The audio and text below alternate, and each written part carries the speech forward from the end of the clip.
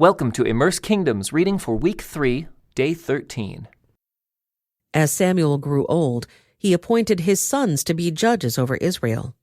Joel and Abijah, his oldest sons, held court in Beersheba. But they were not like their father, for they were greedy for money. They accepted bribes and perverted justice.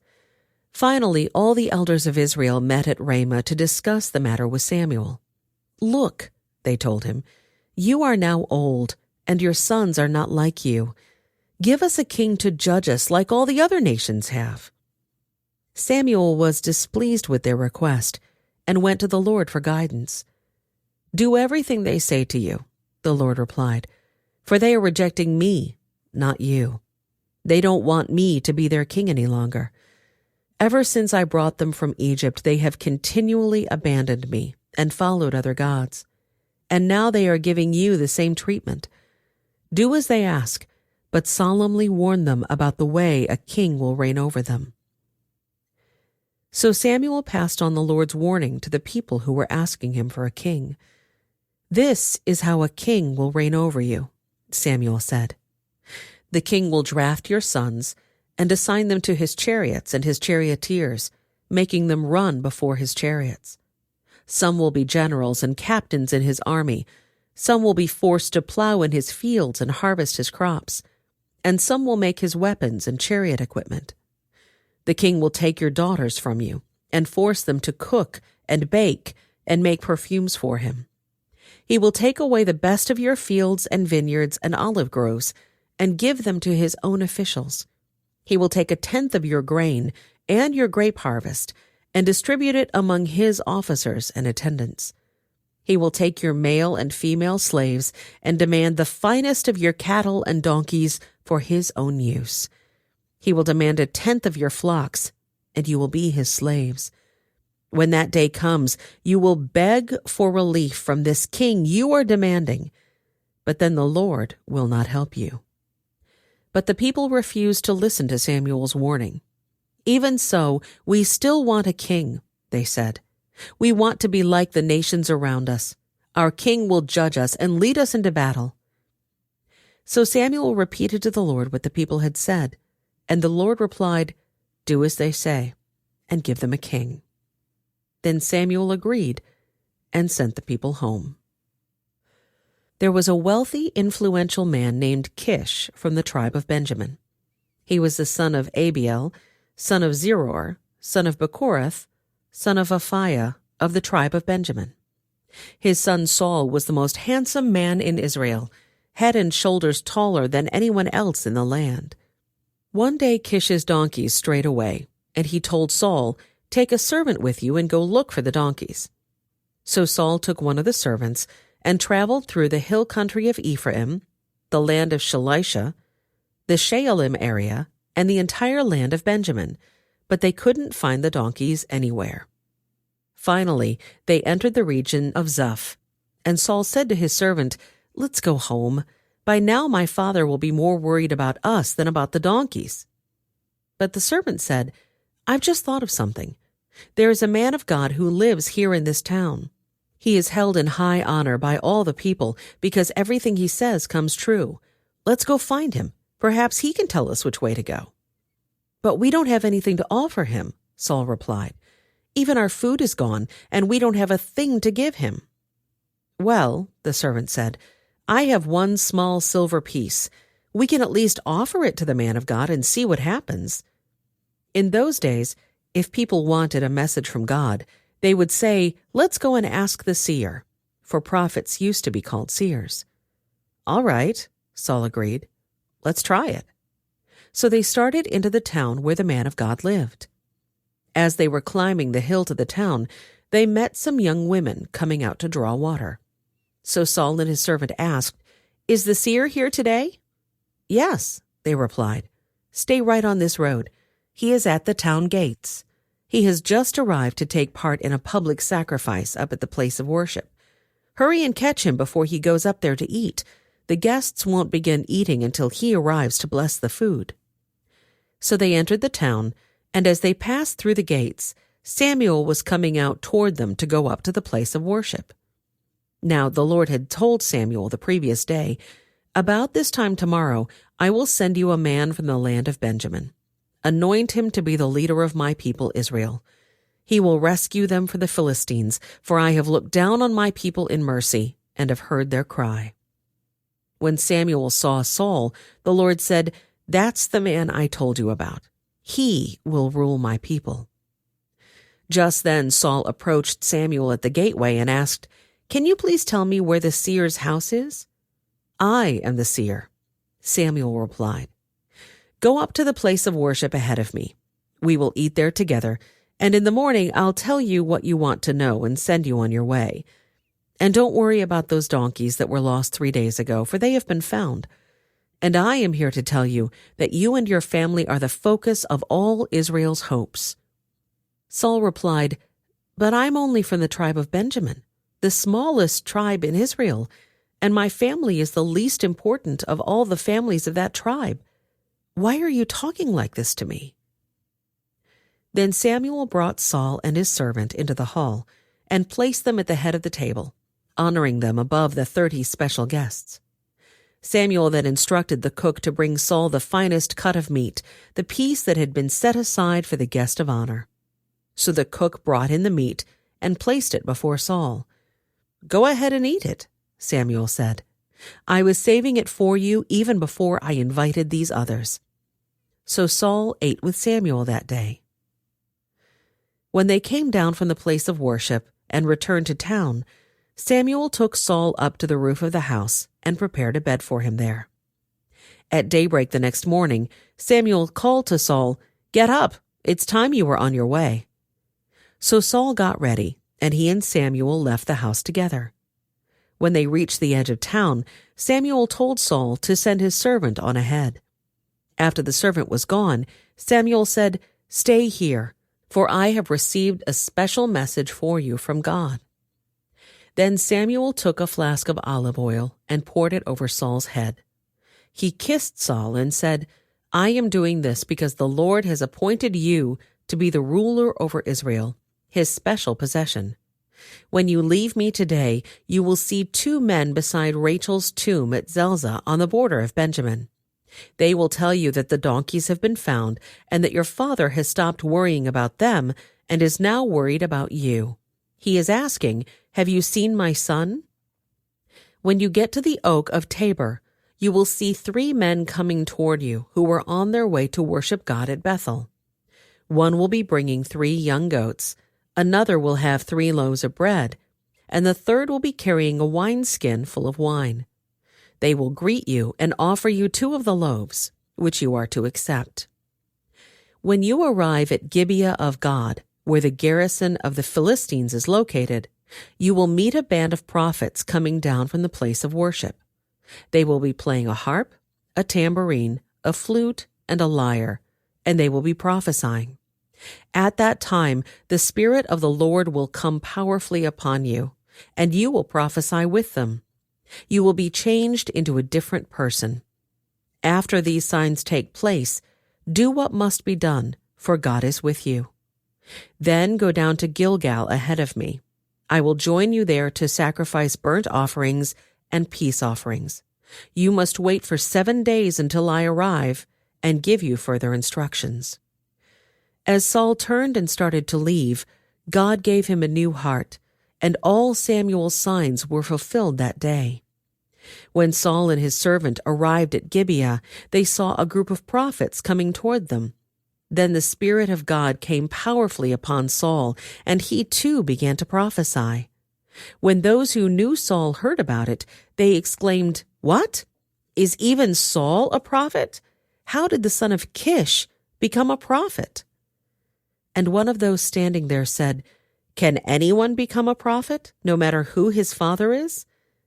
So that is the origin of the saying, "Is even Saul a prophet?" When Saul had finished prophesying, he went up to the place of worship. "Where have you been?" Saul's uncle asked him and his servant. "We were looking for the donkeys," Saul replied, "but we couldn't find them, so we went to Samuel to ask him where they were." "Oh, and what did he say?" his uncle asked. "He told us that the donkeys had already been found," Saul replied. But Saul didn't tell his uncle what Samuel said about the kingdom. Later, Samuel called all the people of Israel to meet before the Lord at Mizpah. And he said, "This is what the Lord, the God of Israel, has declared. I brought you from Egypt and rescued you from the Egyptians and from all of the nations that were oppressing you. But though I have rescued you from your misery and distress, you have rejected your God today and have said, 'No, we want a king instead.' Now, therefore, present yourselves before the Lord by tribes and clans." So Samuel brought all the tribes of Israel before the Lord, and the tribe of Benjamin was chosen by lot. Then he brought each family of the tribe of Benjamin before the Lord, and the family of the Matrites was chosen. And finally, Saul, son of Kish, was chosen from among them. But when they looked for him, he had disappeared. So they asked the Lord, "Where is he?" And the Lord replied, "He is hiding among the baggage." So they found him and brought him out, and he stood head and shoulders above anyone else. Then Samuel said to all the people, "This is the man the Lord has chosen as your king. No one in all Israel is like him." And all the people shouted, "Long live the king!" Then Samuel told the people what the rights and duties of a king were.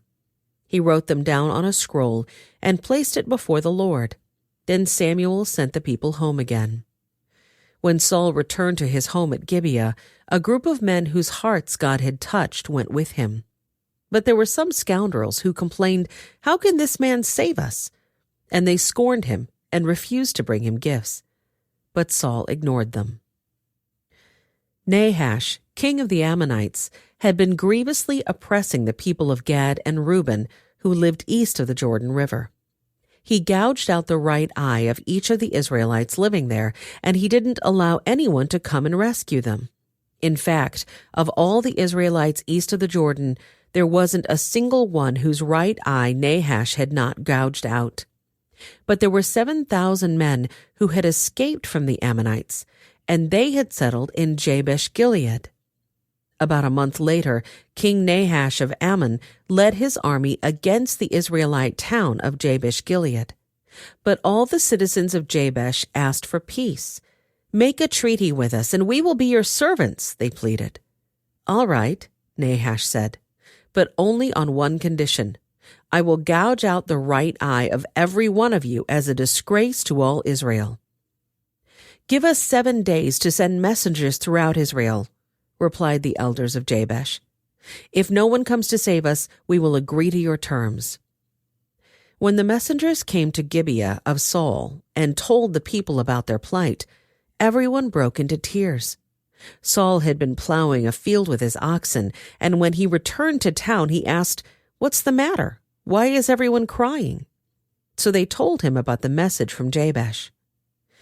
Then the Spirit of God came powerfully upon Saul, and he became very angry. He took 2 oxen and cut them into pieces and sent the messengers to carry them throughout Israel with this message: "This is what will happen to the oxen of anyone who refuses to follow Saul and Samuel into battle." And the Lord made the people afraid of Saul's anger, and all of them came out together as one.